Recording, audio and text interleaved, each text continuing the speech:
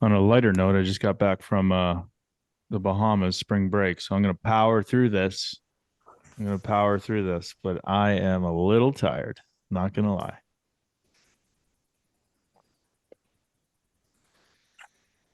But I don't know if anybody's ever swam or fed pigs, but it was pretty cool. Kids had fun. Hope everybody's week. It's been going well.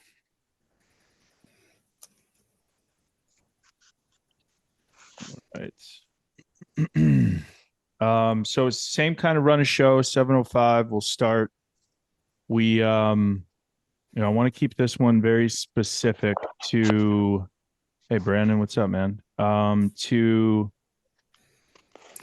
maybe answering leaving a little bit more time for questions and answers, but I want to run through today. I feel called to be able to show you guys kind of the science behind what is happening at John Hopkins was really the pioneer to really pick this research back up in around the 2000s. Obviously, these medicines will go back to the war on drugs and when Nixon and their administration decided to criminalize these medicines. There was a lot of really amazing studies being done in the 50s, 60s, and 70s on LSD for alcohol use disorder, um, on different substances that were being used in psychiatry to treat a number of different psychiatric disorders. And once Nixon came in and kind of did that swooping Schedule One, meaning LSD, psilocybin, cannabis, these sorts of MDMA, these sorts of substances were deemed Schedule One, meaning no medicinal value, which was not true at the time, and they were highly addictive, which is also not true, because as you're going to hear, and I'm sure as a lot of you have researched yourselves, these medicines are really hard to work with, and um, you know what they do in high doses, and the reason that they're working so well for depression and PTSD and anxiety, end of life anxiety. I'll show you guys the studies at Johns Hopkins, is because they show you what is wrong with you. And I mean, I don't know about everybody else. I'll speak from my own personal experience in hockey. I had to constantly question and every single shift, every single stride, every single pass. So I'm used to radically judging myself and negatively speaking about myself, and that was kind of how I motivated. But um, you know, I'm not necessarily addicted to doing that every single weekend because you just can't.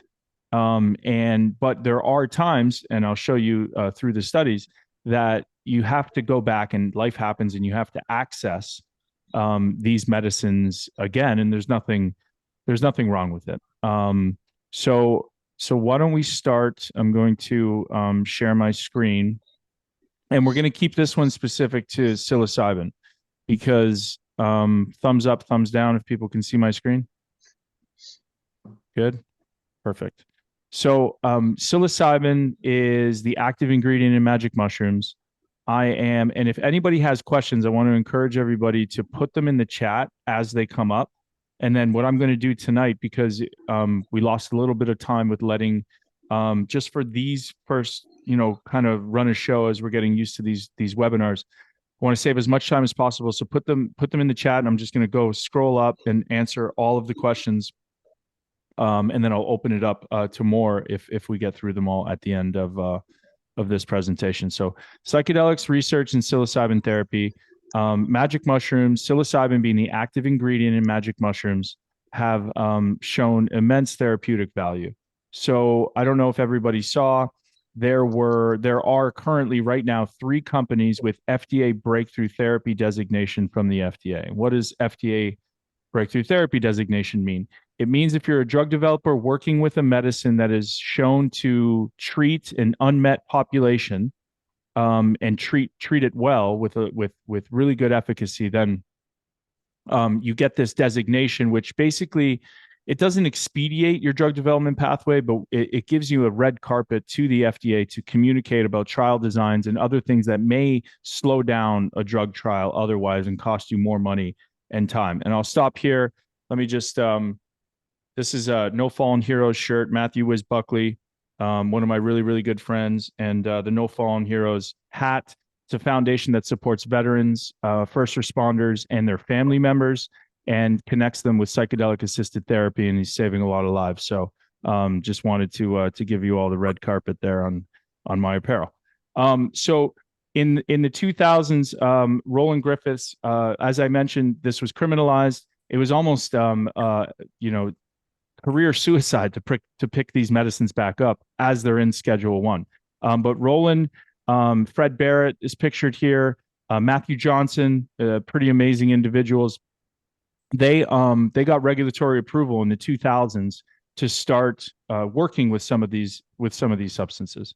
And so they launched this. They got $55 million worth of funding, and they launched this psychedelic research center out of Johns Hopkins, really reviving and starting with psilocybin. One of the first things that they did was a mystical type of experience. So, what does it mean to hallucinate? Where is psilocybin interacting in the receptors? And I'll stop here and just say that it interacts with the 5-HT2A receptor, which is your serotonin. Most of those receptors, about 80 to 90%, depending on what study you look at or see, are in your gut. So if anybody's ever done psilocybin and have, during the ceremony or even the next day, it felt like, it's called gut rut, felt like a little cramp in the gut, that's because psilocybin is being broken down into psilocin, and then it's being and most of those receptors are in your belly. It's attaching to those receptors, and sometimes if they're not high quality mushrooms, you can feel that. And so some of them are in your brain. And so these researchers decided, because of the safety and because of some of the early efficacy with psilocybin, meaning the LD50 of magic mushrooms, the lethal dose of magic mushrooms, you would have to eat over 1,500 grams. So it's a lot of matter. Can't get it down. Now, that's not to say that there haven't been deaths, very, very few, but it's also at the lowest harm rate done. There was a study done by David Nutt, which I'll pull up later. Lowest amount of ER visits associated with any substance were mushrooms. So one of the safest substances that is scheduled. So the center emphasizes, a cornerstone of psychedelic research, guidelines for safety techniques. We'll talk a little bit about that, preparing somebody for a journey, integrating them, what happens during a journey. And one of the first studies that they did, or I think the second study, was with longtime smokers. So a smoking cessation study. And, we can read this news release. I believe they had almost 80% efficacy. So approximately 35% experienced 6-month success rates with the current drug. And they had around 80% efficacy at the 3-month mark when they followed up with some of these trial participants. So some pretty amazing research being done on nicotine. Then they went into, and I think it's important to note, people aren't shying away with these medicines and picking easy indications. They went from smoking cessation. Compass Pathway is doing treatment-resistant depression. Usona is doing major depressive disorder. Same with Cybin. They went right into psilocybin and end-of-life anxiety in people with life-threatening cancer. And it's something that I think about quite often, maybe a lot more than I should, about kind of how we got here and where we go when we pass away, and who is behind my eyes, meaning who is Daniel, who am I as far as a conscious being. And one of the amazing things that happen with people that are facing death, probably the scariest thing that people don't want to look at or don't want to talk about, because it is the unknown, and we're most fearful of that. A lot of these trial participants rated this as a top 5 experience of their life. and it was able to remove that end of life anxiety. And a lot of people on this kind of mystical scale that individuals will take have said that it was um, that it helped them feel more connected to themselves and eased the anxiety of where they're going to go. And a lot of people report that, feeling more connected to themselves, others around them, to nature, and just a sense of calmness that everything will be okay when we do, leave our bodies. So there was a reclassification recommendation in 2018. In 2019, this is right when Denver decriminalized psilocybin. The entire state of Colorado is now decriminalized. But they started to look at the use for alcohol abuse disorder with psilocybin. They surveyed over 300 people. They had some great results there. There were a lot of, from this research, a lot of companies and drug development companies started looking at these indications and started their own research through the FDA. A group of private donors gave 17 million to start the Center for Psychedelic and Consciousness Research at Johns Hopkins. That included people like Tim Ferriss and a lot of really, knowledgeable and just advocates of the space for quite some time. And in 2020, they released a study done on where the ego center is. So with psilocybin, it shuts down what's called the default mode network of the brain. The default mode network of the brain is said to house the ego, or the sense of self, who we think we are, based off of our learned behaviors and traumas, etc., and our family systems. And so that was pretty groundbreaking when they found that out. And so it kind of dampens the default mode network, and it allows these other brain hemispheres to connect and interact. Basically, it's Michael Pollan had this really great quote that said, taking psilocybin, we're going through life. We're at the top of the ski hill every day that we wake up, and we have these ruts, and we have these images of who we think we are in this default mode network of who Daniel is, and we go down these ruts pretty unconsciously every single day, whether they're destructive or not. And if they are destructive, they're really hard to break because they're so deep on the hill, right? And what psilocybin does is kind of shuts down that sense of self, and will come in with a fresh snowfall, fresh powder. And you'll be able to, you're standing at the top of the mountain the next day, and you're able to go down any route that you so choose without getting stuck in those deep ruts. The ruts aren't there anymore. And so, that's when the real work starts, right? We think that we're going to take this medicine, and there's a common misconception that we're just going to wake up and we're going to be fine. It gives you the ability to be fine, but then that's when community and mindset and habits and all of the other things that go into integrating these lessons into your life really start to take hold. But this psychedelic treatment that was done with, I believe it was 25 milligrams of synthetic psilocybin, showed to relieve major depression in a 4-week follow-up. People did not identify as depressed. It was completely in remission for up to 4-week follow-up, which was pretty amazing.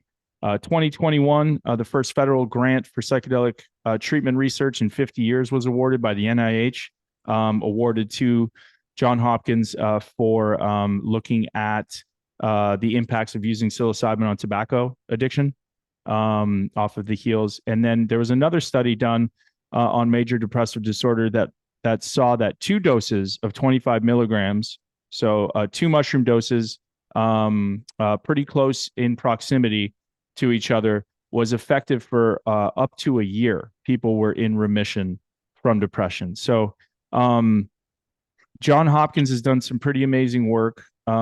This is not, you can go and look up the team, etc. The research isn't just beholden to psilocybin and tobacco use. So they've done a lot in anxiety disorders. They've done some traumatic brain injury. They've done Alzheimer's.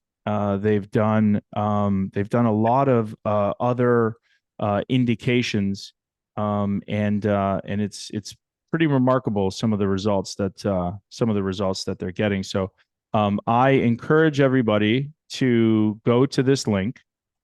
I encourage everybody to spend a little bit more time on this link.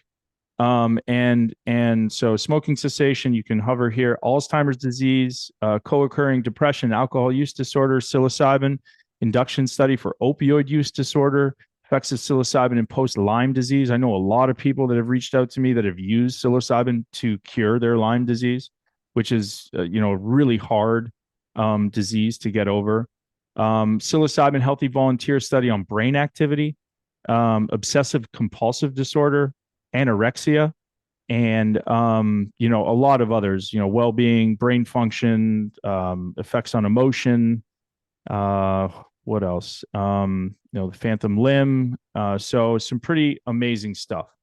Okay. Now let's move on to, and we're going to stay in this lane of drug development trials just for now. Now, I want to make one really important distinction. What these companies are using and what Johns Hopkins uses is the synthetic derivative of psilocybin. Psilocybin has over 100 tryptamines and other alkaloids like norbeo and baeocystin, and it has this full spectrum array of it comes from nature. It's completely completely natural in the form of these adult therapeutic use states.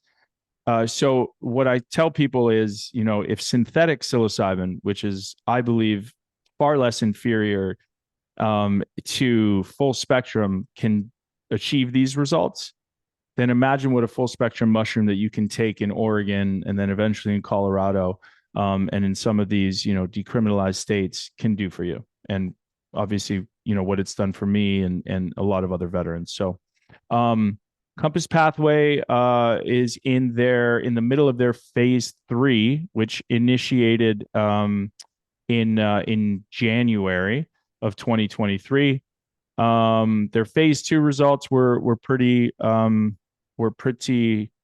good. They had upon a 12-week follow-up, only 20 of their subjects treated with 25 milligrams still had a sustained response. So they're treating treatment-resistant depression. So they're going after the sickest of the sick, and they're treating them with a 1 mg, a 10 mg, or a 25 milligram dose of COMP360. Compass Pathway has a patent on psilocybin. It's been a largely contested patent, and it is a different form. So they basically added a few steps to adding water to it, burning it off, and that's how they got patentability on a composition of matter. But they did indicate that psilocybin's efficacy in this trial wanes or fades around the 3 to 12 week mark for those suffering with treatment-resistant depression. And that is very consistent with how a lot of people use this medicine. Some use it every quarter, some twice a year. But again, this isn't a magic bullet. This isn't kind of a one and done. And sometimes it is, but it's in a very, very rare case that it is. And so, life happens and people need to continually work on themselves, and they can do that by working with this medicine. A single dose of psilocybin alongside therapy resulted in sustained remission of depression in 57% of the patients, 64% experiencing a significant improvement all the way out to 18 months later. So some pretty amazing results from Compass Pathway, and it's really encouraging for people with treatment-resistant depression that have been through the ringer. I think we're all, if you're not aware, just how difficult it can be to, start new medication routines and how long that can take to find the right mix. We'll take it a step further. The FDA, some time ago, and the NIH confirmed that there is no such thing as a chemical imbalance, which is what these doctors are prescribing to inhibit, this serotonin overload that they said was found in people with depression. And here we have a medicine that opens up those receptors that they were trying to inhibit with some pretty remarkable results. So, it's pretty interesting what's coming out of these trials. So, Compass Pathway is one of those companies that has FDA Breakthrough Therapy Designation. Usona is the other one, doing major depressive disorder, 25 milligrams, very similar trial design to Compass. And then we have Cybin, who just announced their end of phase 2 data with Cyb 003 for major depressive disorder in phase 3 design. This is a deuterated molecule, meaning it is not a direct derivative of psilocybin, and they've added a hydrogen molecule somewhere onto the chemical structure of psilocybin, deeming it a composition of matter in a novel molecule so that they can go after this intellectual property. And then, off of the heels of this announcement, they were able to raise $150 million to fund a phase 3 trial. That's the whole kind of pharma game with composition of matter. But with a deuterated molecule, all the same, they had some pretty robust and sustained improvement in depression symptoms at 4 months, with 75% of patients in remission from depression after 2 doses. And they were only using 16 milligrams. So 2 doses, 16 milligrams, and they had some pretty interesting and sustained results. So I know all the guys there. They were actually one of the first companies that I sat down with and I signed on as an advisor before, back in 2018, believe it or not. And Doug came on, and Eric So and Paul Glavin. Congratulations to that whole team, because they're really emerging as one of the leaders as far as their intellectual property portfolio and what they've been able to do from a trial design perspective. Steve Cohen, you guys probably know him, owner of the Mets. He's invested a substantial amount of his net worth into this company. So, if you guys, this isn't investing advice, but if you're interested in looking at some interesting companies, they are definitely one of them. Okay. So let's move on to where the psychedelic drug development tracker is. 37% of all FDA trials are now on psychedelic or psychedelic related molecules.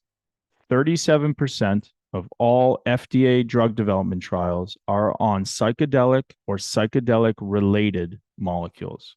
Okay. Lykos Therapeutics, formerly known as MAPS Public Benefit Corp. And MAPS is obviously the 501c3 that was behind MAPS Public Benefit Corp, and which is now transitioned into Lykos Therapeutics, and they've gone full pharma. They're in a regulatory review. And so this is the first. Ketamine is a dissociative, so not considered by enthusiasts as a classic psychedelic. It's a dissociative, but it works really well for depression. That's by Johnson & Johnson. It's called Spravato. You can go to 2,700 clinics across North America and get that treatment. It's a short duration, so a 2-hour treatment in clinic. You have to go to a brick and mortar to do all of these medicines that are coming online, including ketamine that's approved. But Lykos has also, they had FDA Breakthrough Therapy Designation for MDMA, using MDMA for PTSD. Their phase 3 confirmatory results, they were 71% effective in putting people with the PTSD diagnosis into remission. 71% cure rate, remission rate for PTSD.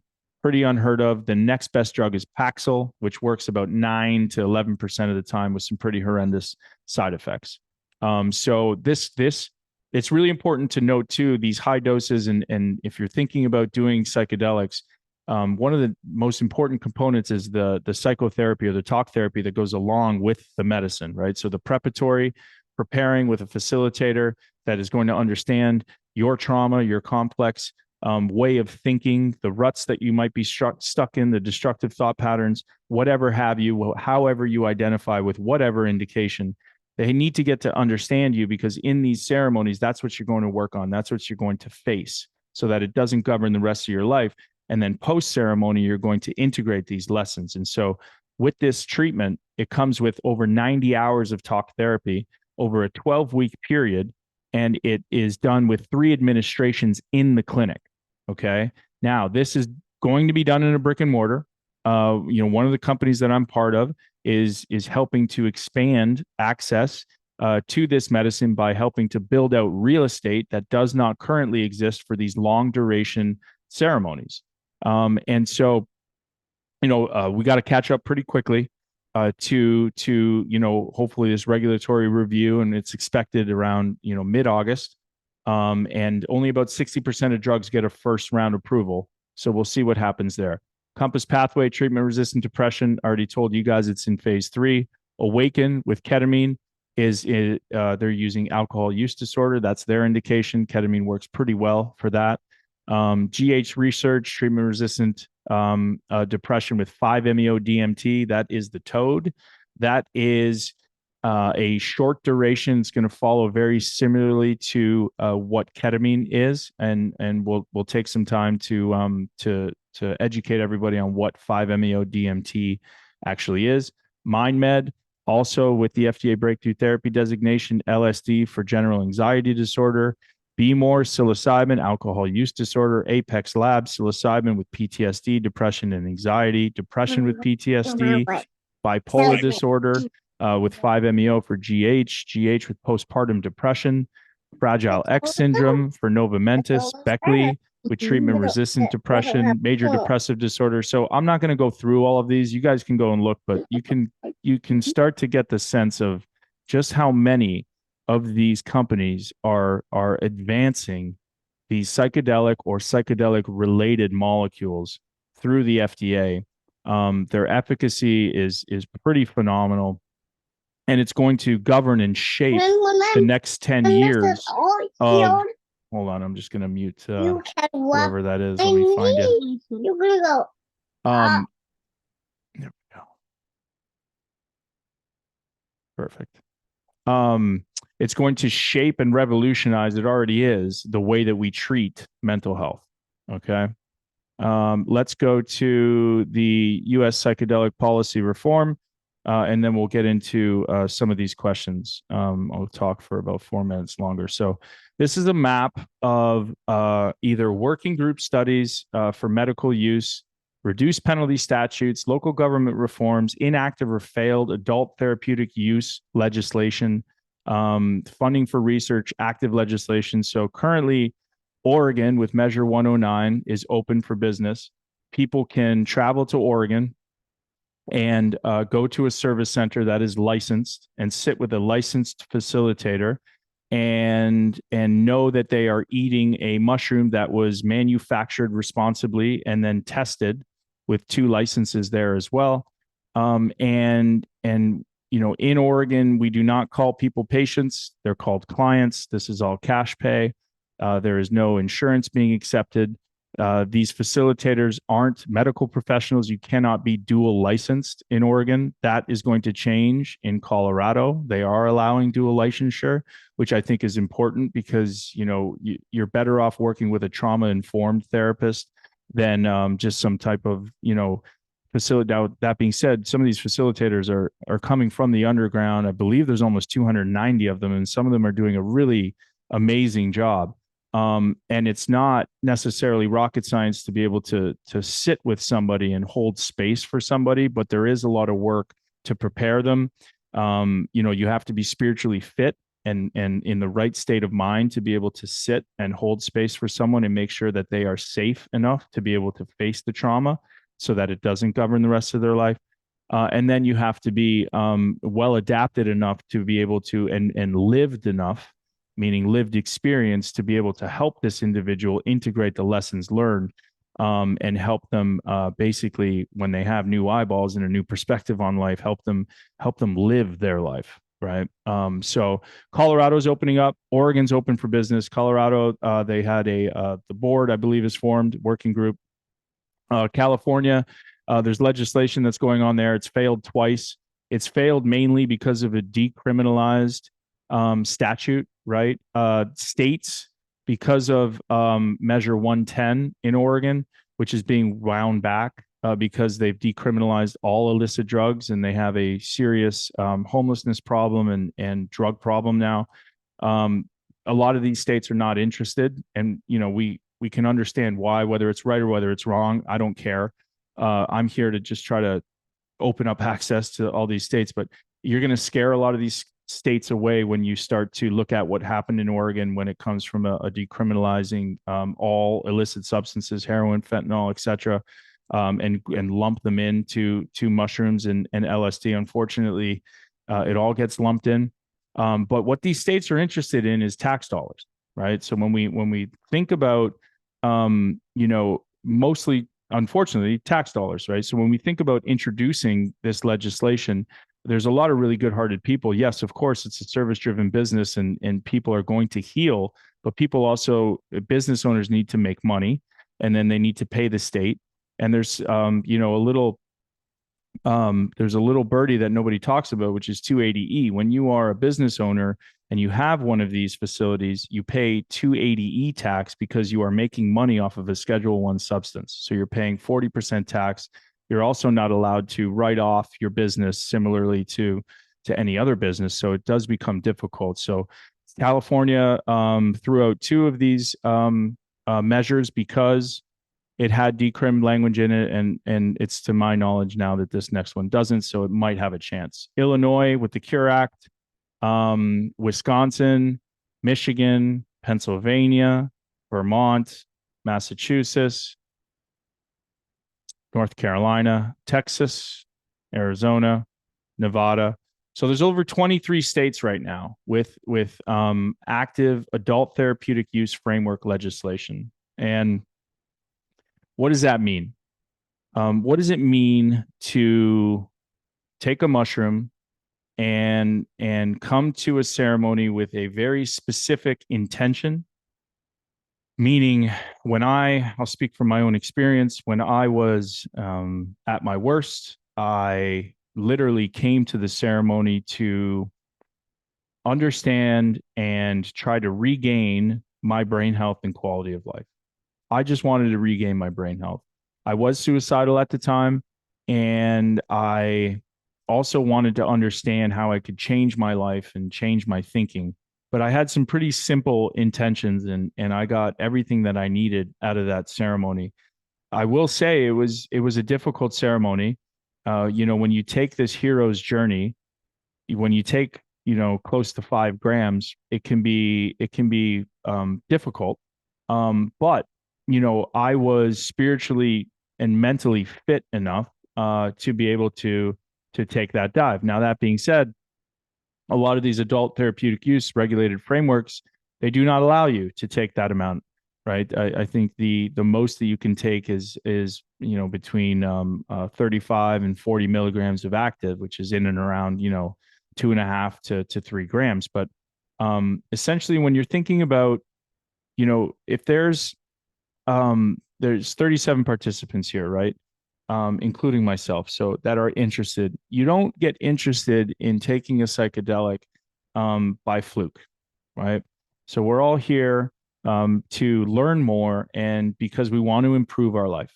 Now, whether or not you want to identify with depression or anxiety, or you've had concussion or brain trauma or any trauma of the sort, these medicines can help us if done in the right setting, with the right intention, with the right individual at the right dosage. If you are guided correctly, then they can have immensely positive impacts on breaking destructive thought patterns, facing trauma so they don't govern our life, and really just giving people a new set of eyeballs for which to see the world, a new perspective on themselves, on their relationships with other people, on their relationships with substances, with alcohol, with tobacco.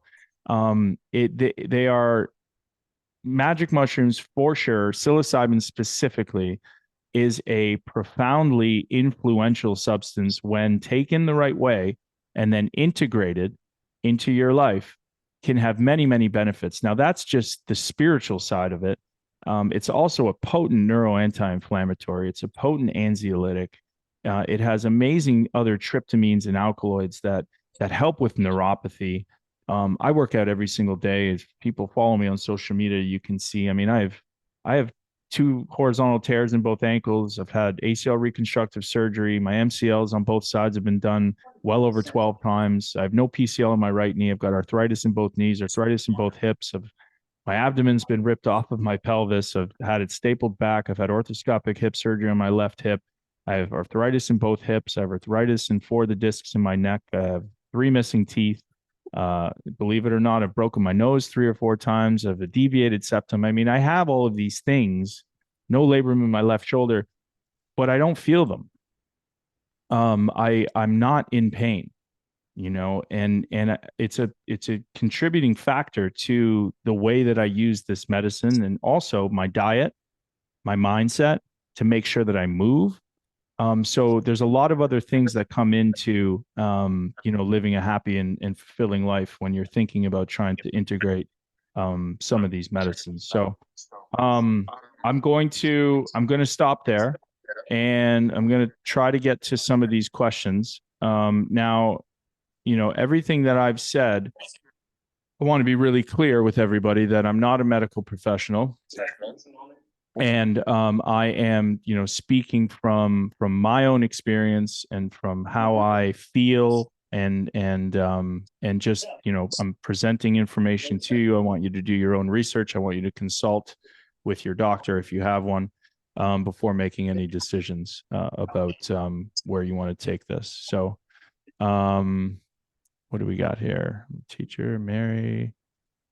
Karen, who provided the funding. So they were, I assume that you're talking about Johns Hopkins. They were individual donors, people like Tim Ferriss. Hold on, I can look that up.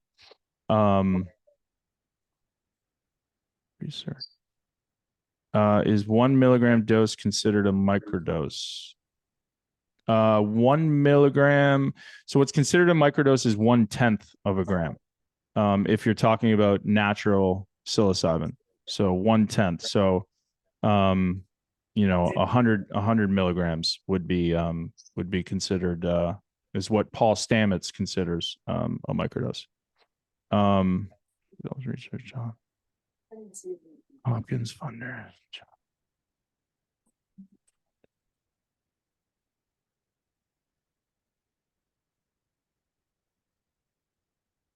I'll look for that a little bit later, Karen.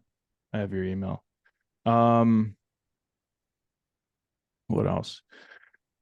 What if I did a 5 gram dose, proper setting, and nothing at all happened? Alberto, it's I think that's impossible, unless you had the world's worst mushrooms. But if you're thinking about doing something like that, what I would encourage you to do is, just make sure you do more research again. Um, try to gain as much access to research as possible. But if you are embarking on a high mushroom dose and they're responsibly grown, sourced, that's why, again, these regulated markets exist. I can pretty much guarantee that you won't feel nothing. That's for sure. If you'd like to do the ceremony at home without assistance during the ceremony, what resources are there to find therapists?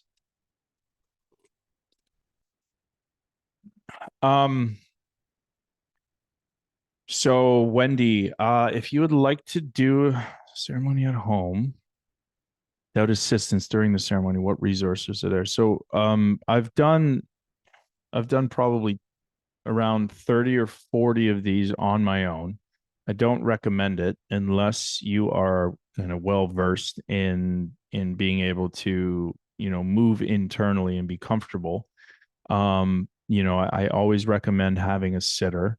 And what resources are available. There's a lot of resources available to people in this community, that would be willing to kind of trip sit, if you will. And that's mostly underground. And